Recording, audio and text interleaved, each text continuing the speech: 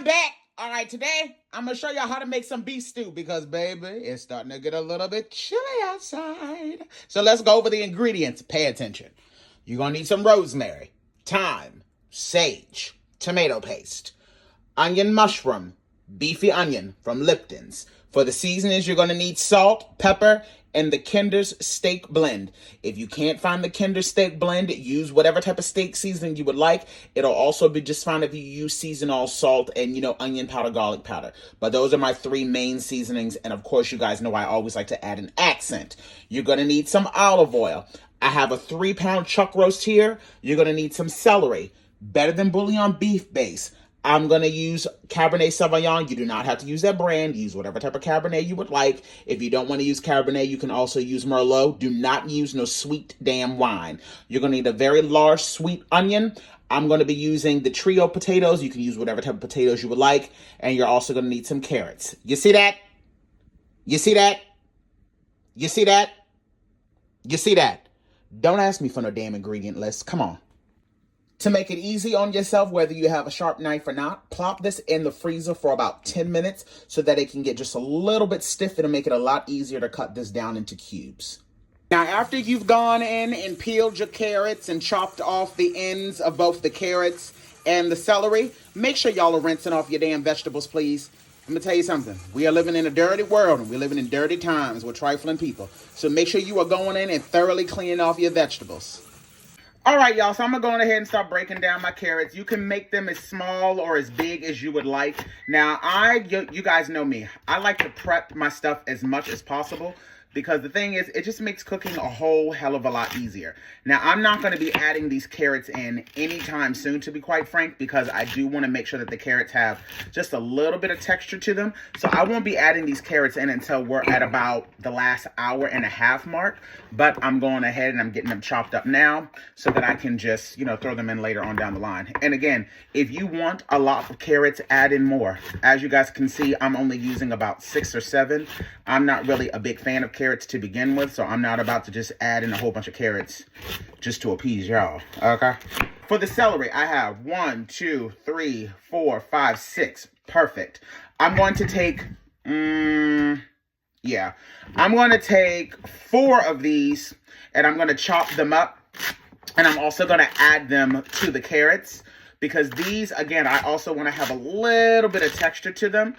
But the last 2 stalks of celery that I have, I'm going to chop those down, and I'm actually going to cook those down with some of the onions.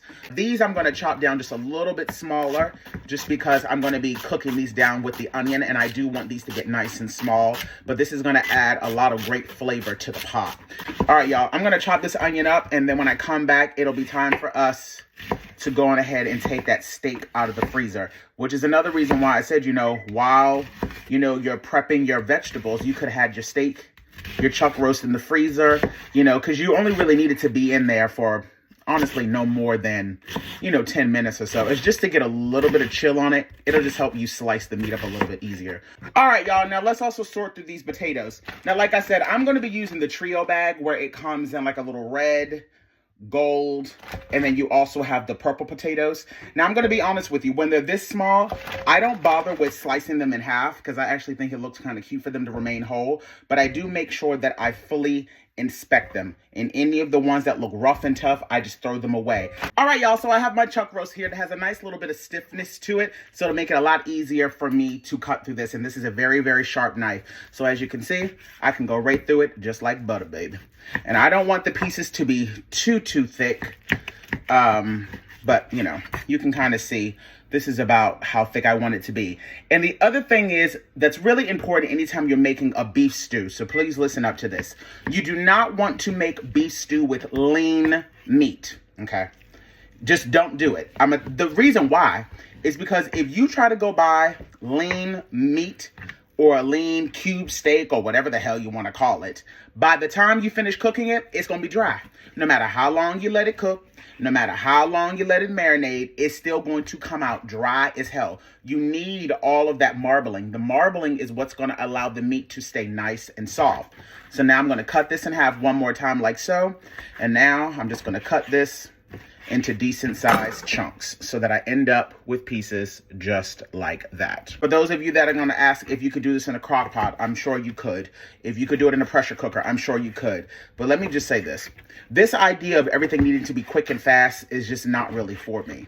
I understand the purpose in, crock pots, and I love a crock pot. And I understand the purpose of a pressure cooker. I love a pressure cooker from time to time. But there are just certain recipes where I feel like the whole purpose is for it to take a long time. Sometimes speeding up the process too much to me just kind of, I don't know, it takes away some of the joy of cooking. And then also to me, you kind of end up losing a lot of flavor that could be built if it just took the natural time that it's supposed to take.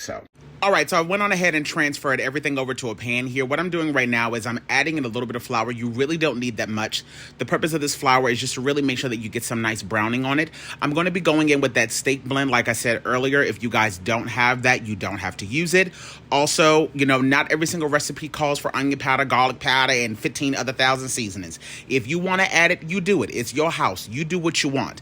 I'm just adding in that and the accent, a little additional salt and pepper, and that's all that I need. You make whatever adjustments that you would like to make.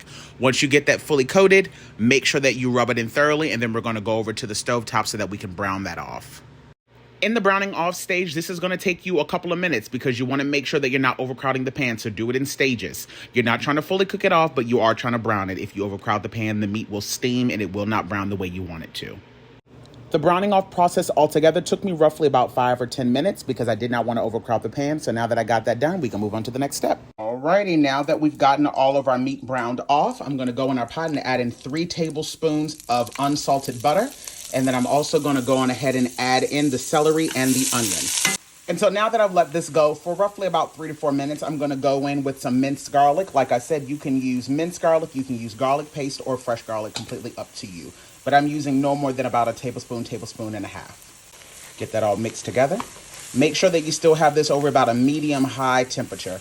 All right, next, like I said, I'm going to go in and I'm going to add in roughly about a tablespoon and a half of tomato paste.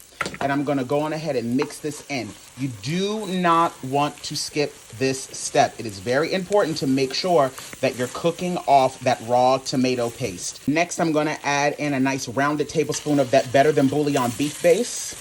Next up, I'm going to go in and add in about a half a cup of that red wine.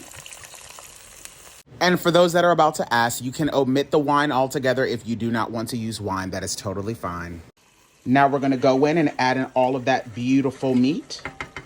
Add that all back into the pot. Give that a good mix around. My God, this already looks damn delicious and it ain't even done yet. Now I'm going to go in and add in just enough water to make sure that I'm coming about an inch above the meat itself. So I'm going to add in just a little bit more. We're now going to add in 1 packet of the beefy onion and 1 packet of the onion mushroom. Now for my aromatics, I decided that I was going to use thyme, rosemary, and instead of using sage, I decided to use 2 bay leaves. So that's about how much I'm using. I'm going to go on ahead and throw all of this right into the pot. Push this right down into it. And now that this is pretty much getting ready to come up to a boil, I'm going to put the top on this and I'm going to allow this to cook for probably about an hour and a half. Alrighty, you guys. So this has been going now for roughly about an hour. At this point, what I'm going to do is I'm going to go in and I'm going to go ahead and remove the stems from the thyme and from the bay leaves. They've already served their purpose. So let me go on ahead, remove all this out, and then I'll tell you what the next step is. Alrighty, so now that I've gotten those removed, at this point, you can go in and start to skim off any of the excess fat. And then once you do that, we can go on ahead and add in those delicious potatoes.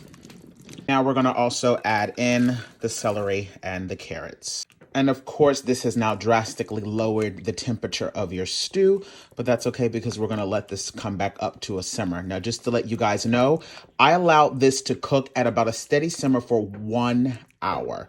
Okay, and it's to the tenderness of my liking. Now, depending on the type of meat that you got, depending on how tough that meat was, it might take yours a little bit longer, but for me, it only took 1 hour. And as you can see, this is actually the perfect amount of liquid still in this pot. So it'll still be nice and soupy, but it'll also have some great texture to it. So I'm going to let this come back up to a complete boil, and then I'll probably let this go until the potatoes are fork tender. And just like that, baby, you got your old nasty pot of beef stew, honey. Serve it up over brown rice. If you didn't add potatoes in it, you could serve it over mashed potatoes. Serve it up with some cornbread and eat it, honey. I'll talk to y'all later. Bye.